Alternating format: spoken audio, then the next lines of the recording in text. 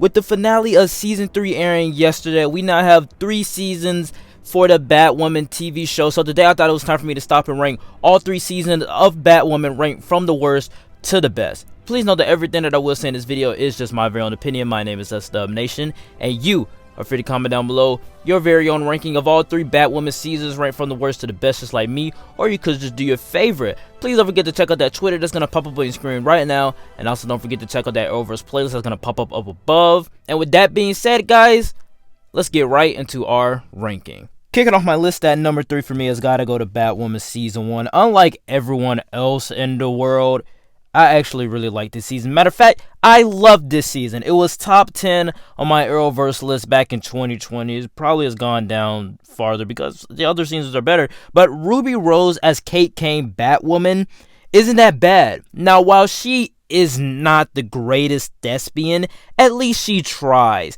There are even times where I can see throughout the season that she tries to be the funny character and tries to give Kate some sort of personality beyond, but the writing just couldn't allow it. Season 1 is very fascinating for me, just like Season 1 of Titans is, because they didn't know what type of show they wanted to make. Of course, you have familiar characters like Luke Fox and Kate Kane, but CW deep down knew they wanted a Batman show. Season 1 tries to deliver on a Batwoman show, and for the most part, it does. The action is good, and the suit is literal perfection. But the writing of characters other than Alice are really pushed to the back burner, and even Alice as a character, though she is a sympathetic villain, I agree with that, they treat her like a villain in Season 1. So when they try to redeem her in Season 2, it feels a little bit more forced. But I'd be lying if I say I didn't love Season 1, and that it's not in my top 15 Arrowverse seasons. Definitely not as bad as the trailer made it out to be.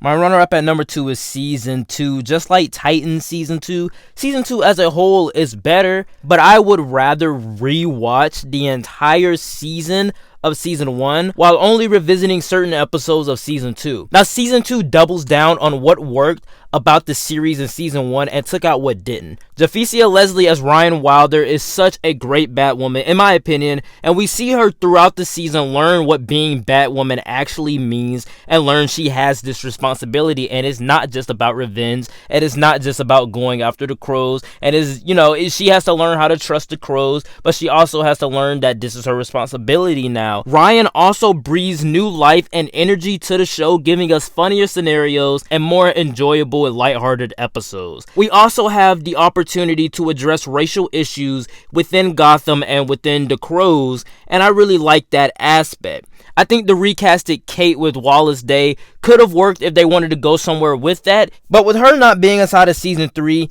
it did not hurt that season for me. Black Mask as a villain, he's pretty cool. I liked him in Birds of Prey. I liked him in this season as well. But the Savaya plotline, I didn't really care for. Everything going on with whatever the drug is called, the Black Snake or something like that. It's okay. It reminds me of Green Light from Black Lightning. And I think everything going on with Alice and Ocean, though I liked it when it first came out, now I'm kind of like, well, those are the most boring parts because she's a villain through and through, but she had a love interest like a couple years ago. Like, when did this take place? While it doesn't look as stylish as the first season, I think with more action, more story and plot, and better characters and better character writing, I think this season has to go above Season 1 for me. But coming in at my number 1 has got to go to Batwoman Season 3. If Season 2 was an improvement on Season 1, then Season 3 is an improvement on 2. Finally, it feels like this show has found its place and what it could be. By nature, the story of collecting all of Batman's trophies from last season, again, from the encores of these villains while also facing the true villains, is episodic. By nature, which is what Season 1 was. Episodic adventures, each episode trying to move us towards a story that really wasn't there. Whereas Batwoman Season 2 had a clear focus story. While they did have some episodic episodes in there, they still had a clear story that they were trying to tell. With this season, it is excellently written to play out like a 13-hour movie that has action, acceptable written drama, and fun, as well as reveal multiple twists along the way. That one with Poison Ivy and Montoya, that one got to me. That got to me hard. I love that one. We also have arcs for every player that loops and seeps into one another. Mary and Ivy, Ryan and her family, especially with her relationship with Marcus, which I loved as a villain inside of this season. Montoya and Ivy and Batwoman and Alice, all of them are roped together along with the encores of the villains. They all have something to do with each other, and they all have something to do throughout the season, and it makes the season come full circle by the last 2 episodes. I have some negatives though. Sophie is dumbed down and written to be the character who constantly asks, "What are we?" to the main character. And also Alice's development, like season 2, it felt like they were trying to redeem her, but by the finale of season 2, they kind of erased all of that development and then start off this season as her being kind of an antagonist villain, trying to get away all the time, and then end this season off with her returning as Beth. And to me, it feels like they just can't find a way to properly redeem this character. But season 3 is almost treated somewhat like a Batman tribute to me, and I'm not complaining. This season was great, fun, entertaining, all of it. I loved it. Even the stuff with Luke and his Batwing suit malfunctioning, and also Batwoman and Batwing teaming up together. Awesome stuff. I love this season. It seems like the show has finally found its footing, so it has to come in at number 1.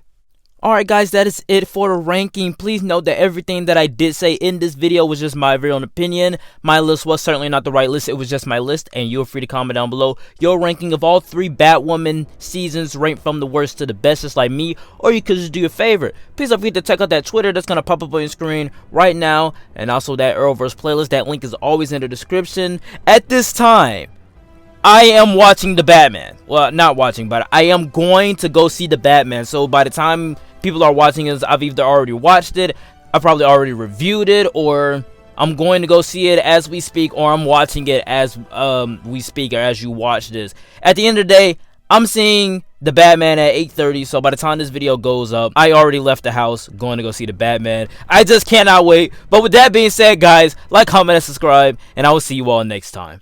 Peace.